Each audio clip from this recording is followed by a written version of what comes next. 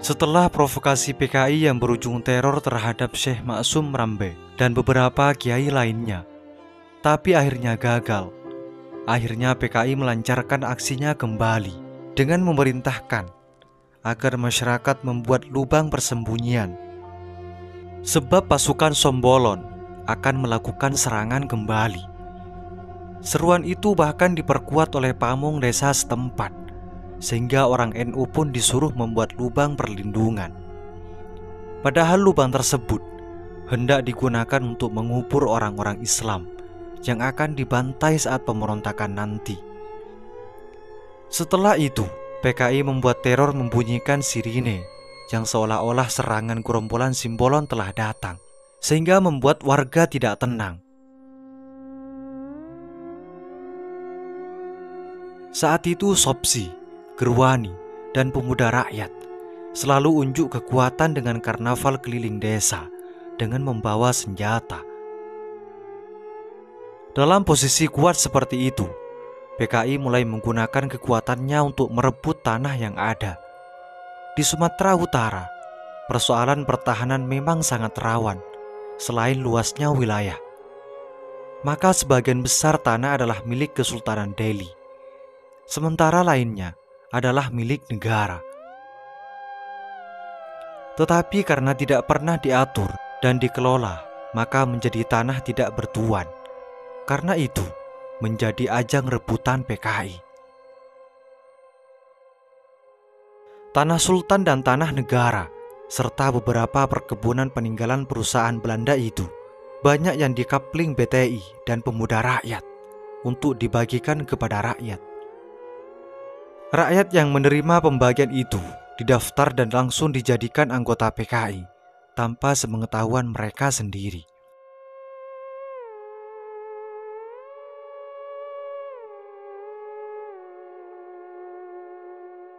Terjadinya peristiwa berdarah di Bandar Besti pada tahun 1964 merupakan bagian dari upaya PKI merebut tanah kesultanan dan juga negara. Ketika negara hendak menggarap perkebunan tersebut, dihadang oleh ratusan anggota PTI dan juga pemuda rakyat, sehingga terjadi bentrokan. Dalam bentrokan itu, seorang pasukan keamanan dari TNI bernama Pelda Sujono dikeroyok oleh anggota PTI, sehingga Pelda Sujono mati. Kemudian diketahui salah satu pembunuh Pelda Sujono itu adalah Bebas Pakpahan, seorang tokoh Sopsi Sumatera Utara yang sangat militan. Beberapa orang yang terlibat dalam pembantaian itu dihukum penjara, sementara sebagian meloloskan diri. Tidak hanya tanah negara, tanah-tanah milik para kiai dan pesantren juga tidak luput dari serobotan anggota PTI dan juga pemuda rakyat, terutama tanah yang berada di daerah yang sepenuhnya dikuasai PKI, seperti Kampung Kolam, tanah warga NU yang sangat luas menjadi sasaran aksi sepihak PKI.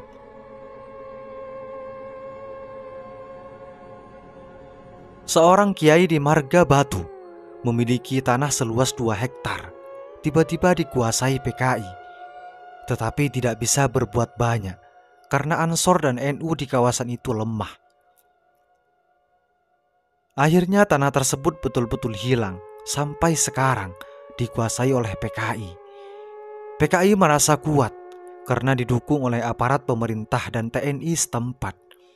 Sementara tanah yang jauh dari kekuasaan PKI, seperti yang ada di Medan dan sekitarnya, bisa dipertahankan.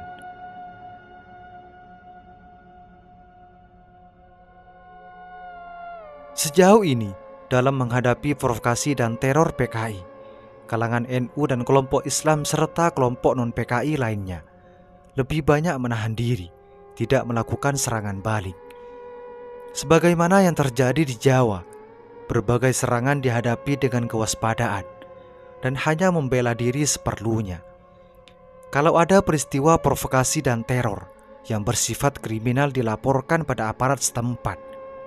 Bila aparat tidak tanggap, cenderung dibiarkan. Masyarakat termasuk NU tidak mengambil tindakan sendiri, tetapi menyerahkan pada pihak yang berwenang, seperti kasus Bandar Besti sehingga ketegangan itu tidak meletus menjadi konflik horizontal. Itulah provokasi PKI di Sumatera Utara. Semoga ini menjadi wawasan bagi kita semua dan menjadi pelajaran atau pengetahuan bagi masa yang akan datang.